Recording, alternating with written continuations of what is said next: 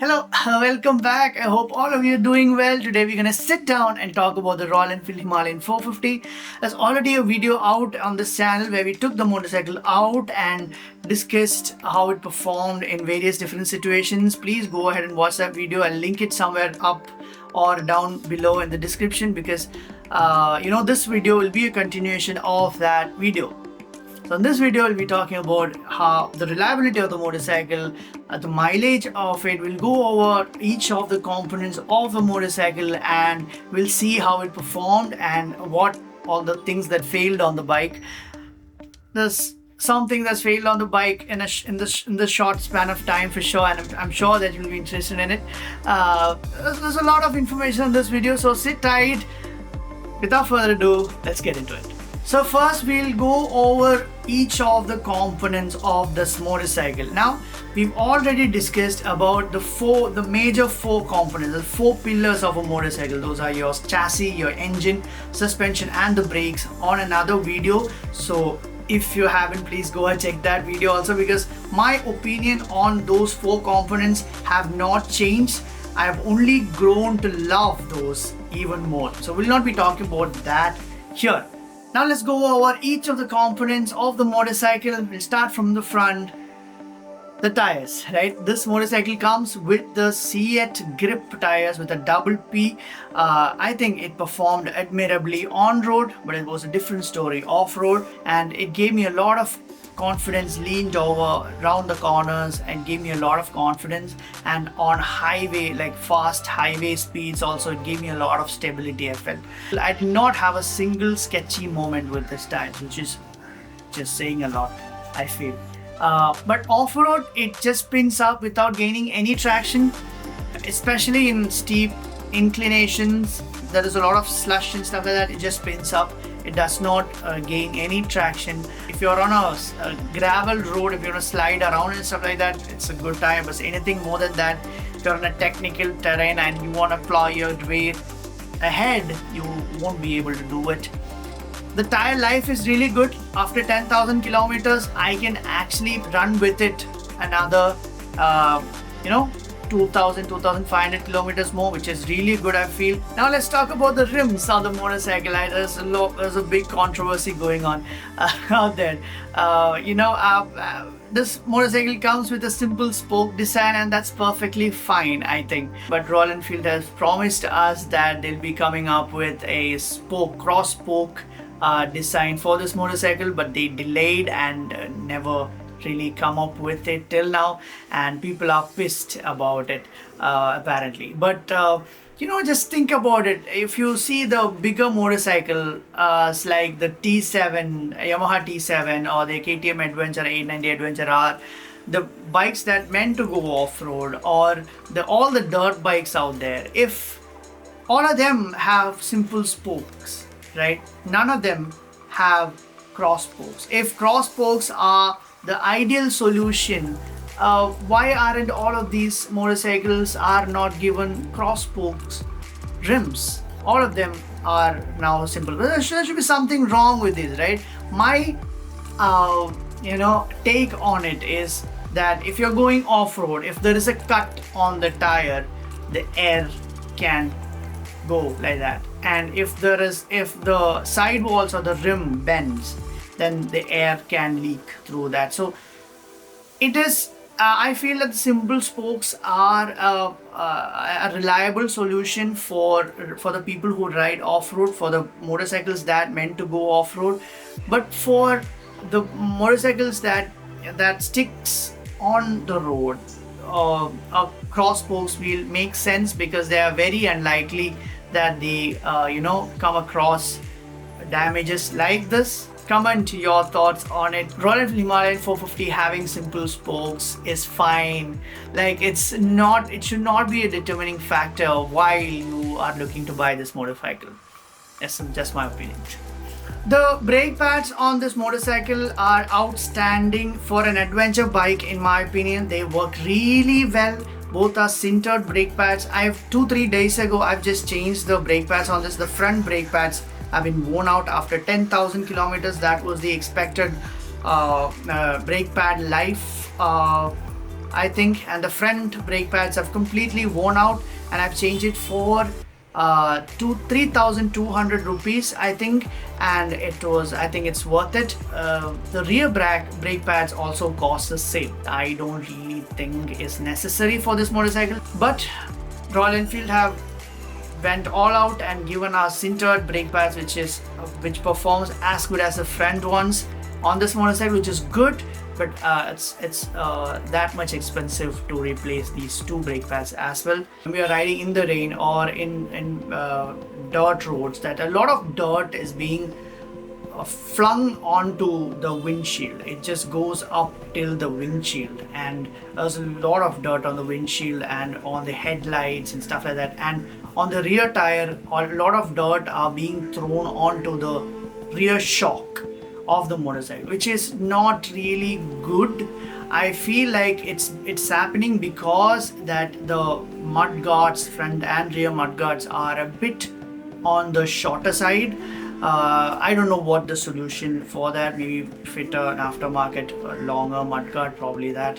I don't know about that. I just wanted to mention that. I think I've said enough on the suspension of this motorcycle, but I think it's worth repeating that it is the best suspension setup, best stock suspension. This is the best stock non-adjustable suspension that I've ever used.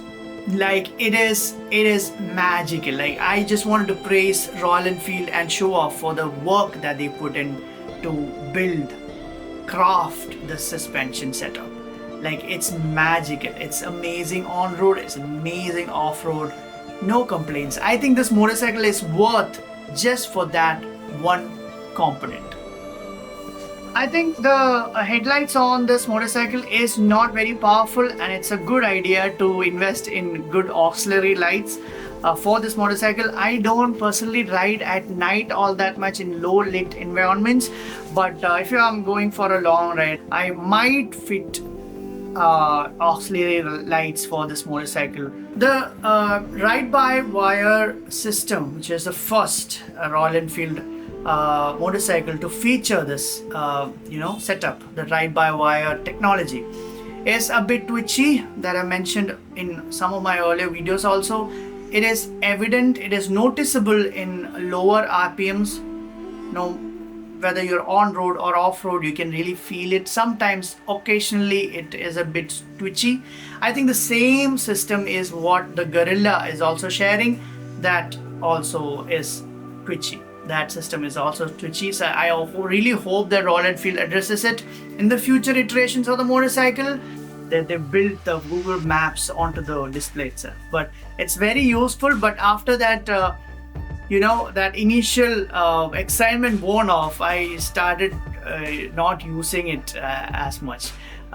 Maybe because you just have to fiddle around a bit to get it to work. Probably because of that. I don't know. It's good to have it, but it's not as straightforward as you would like. So you would just go with the conventional method of mounting the phone onto the handlebar. The handlebar placement and how it is fitted on the motorcycle is very important for me. I was not very happy with the stock setup of the handlebars, and I flipped it. I tried flipping the handlebars and fitting it that way. It was so it just sat further away from me. It was good, but with a small handlebar riser that I've installed, now it's just perfect. I wouldn't change anything on the handlebars. And I'm happy to report that the cone set of this motorcycle is still intact. It has not caused any issues. The older Himalayans cone set, as you all know, was notorious for problems. Having a better, higher quality cone set for this Himalayan, the 450 Himalayan, is always a welcome improvement. The crash protection on the Himalayan 450 was a big headache for me because I've installed the rally protection, the OEM part from Royal Enfield themselves, and later I got to know that it doesn't protect the tank or the tank cage of the motorcycle. So I had to get the ordinary protection from the Royal Enfield, but they don't fix, both of them don't fix together. on the bike. So I'll have to go for the opt for the third party protectors, which I was not really ready for, because one, I have to remove the rally protection. For that, I really like the rally protection which Royal Enfield makes on this motorcycle. It is neat. I didn't want to do that. Second, all of the third party crash protectors were so heavy, so I didn't want to add more weight on the motorcycle. Thirdly, Royal Enfield blamed the third party crash protectors for their chassis braking issue. So I was like, no. But later, one of my Instagram followers, one of the people who follow me on Instagram, they told me that you can actually install both the ordinary protector and the rally protector together on the same bike. They even sent me a photo of it. So yeah, it can be done. That I'm looking for solutions. I might do that. I don't know. I haven't decided on that. So that's something to keep in mind if you are looking to protect your motorcycle with all the crash guards that's available on the market right now. The poor quality of the switch gear is something that I've mentioned immediately after getting the motorcycle. The review that I did on a video that I did previously, it remains the same. The home button of the switch gear actually stuck inside the console in the press position for me, and I just couldn't get it out, and I took it to the service center and they replaced the whole console, which is reassuring. One of my friends joystick stopped working. It was not functioning properly and they replaced that also. It's reassuring, but I don't trust the switch gear because it's of poor quality and it can stop working anytime. The fuel indicator had failed and replaced it under warranty. It was showing full fuel when the tank was actually empty. Thankfully I was at home, and also the ABS, similarly the ABS sensor had also failed. I remember the exact moment where this happened. I was doing a tiny power slide and immediately the warning on the screen came on. Clutch switch is something that is also been failed on this motorcycle and they replaced it under warranty. There was a noise that was coming from the motorcycle, from the engine side. As soon as you start the motorcycle up, there was a noise. Since it was a new motorcycle, I was really worried and I immediately took it to the service center and they couldn't even figure out where this noise was coming from and what was the reason behind it.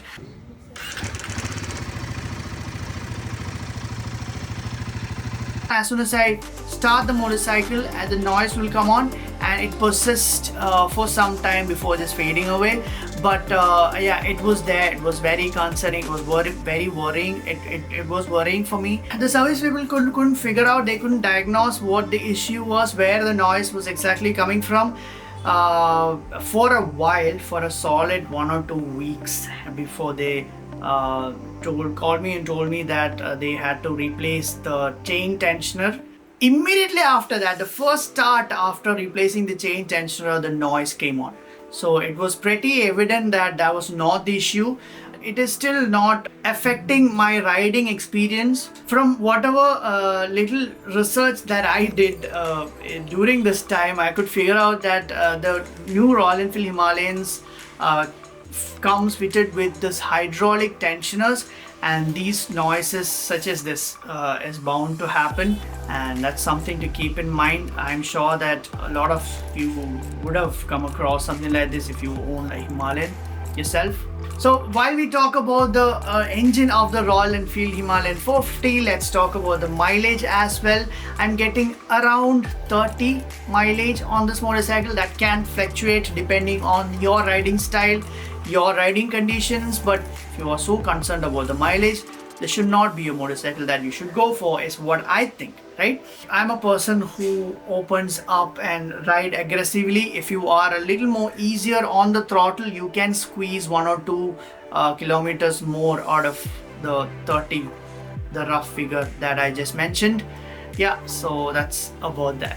A lot of people ask me about vibration. Yes, it's a single cylinder and a Royal Enfield. What do you expect? But credit where it's due. it doesn't affect the ride quality at all, in my opinion. I come from a 390 Duke, which also vibrates. It's also a single cylinder. On the 390 Duke, the foot pegs vibrates a lot.